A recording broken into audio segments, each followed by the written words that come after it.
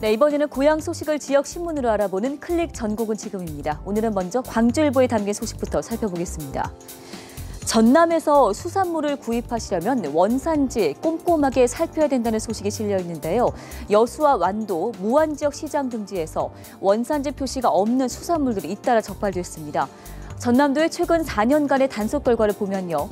2012년 36건이었던 원산지 미표시 적발 건수가 지난해에는 66건으로 2배 가까이 늘어났습니다. 문제는 적발된 수산물들이 대부분 일본산이라는 점입니다.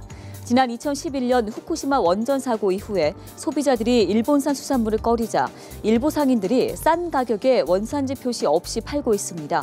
주로 일본산 참돔과 가리비, 홍어, 우렁숭이 등이 판매대에 오르고 있는데요. 최근에는 꼬막 가격이 오르게 되면서 알이 굵은 일본산 꼬막도 등장했습니다. 전남도는 중국산보다 일본산 수산물이 시장 질서를 교란하고 있다고 설명합니다. 이제 곧 설 명절인데요. 소비자들의 피해가 없도록 철저한 단속이 필요해 보입니다. 다음은 강원일보 살펴보겠습니다.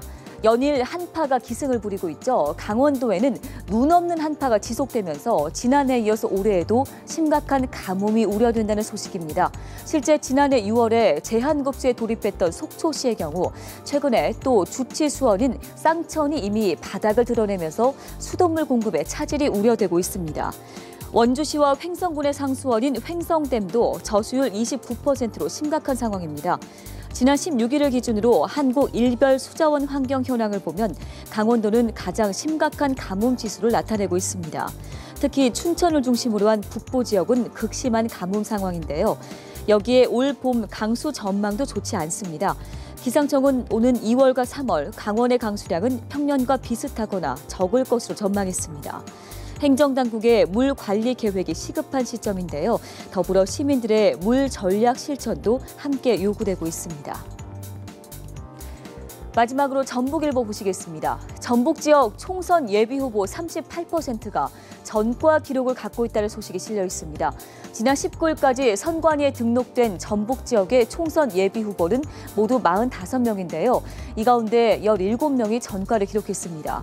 지역별로 보면 남원 순창 지역에 등록한 8명의 예비 후보자 중 5명이 전과 기록을 갖고 있고요. 전주 완산갑과 완산을, 덕진, 군산, 익산갑은 각각 2명씩, 익산을과 김제완주는 각각 1명씩이 전과 기록을 등록했습니다. 이들 중에는 집회시위법 등 민주화 운동과 관련된 전과도 있지만요. 사기와 횡령, 사문서 위조는 물론이고요. 폭력과 협박 등의 전과자도 있어서 논란이 되고 있습니다. 이에 대해 도민들은 전과가 있는 사람들이 법을 만드는 것은 법을 만들겠다고 국회에 가는 건 이치에 맞지 않다며 차가운 시선을 보내고 있습니다. 유권자들의 철저한 검증과 심판을 기대해 보겠습니다.